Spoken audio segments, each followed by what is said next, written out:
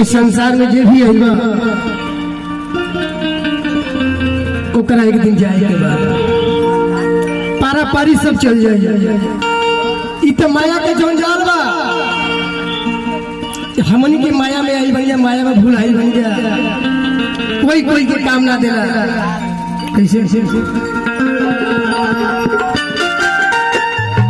उठा देगा जय जय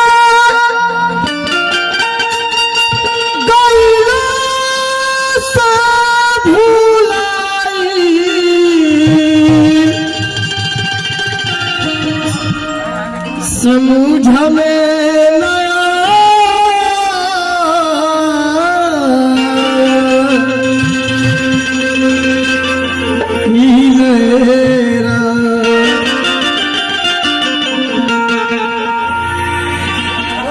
जहिए जन्म होला वही दिन ओकर मृत्यु हो जाला।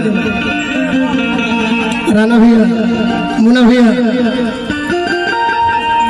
हमनी के ड्रामा करे आइल बनी जगह जे अच्छा ड्रामा करी ओकर नाम हो, ओकर इतिहास में नाम लिखाई कि नहीं बहुत फलाना बढ़िया अच्छा ड्रामा करत रहे, उनका नाम हो गई करम ही प्रधानता दिया गई भाई जगह करनी के वाला जे जैसन करेला वैसन पावेला, नहीं तो ओकरा पूत भतार के आगे आवेला।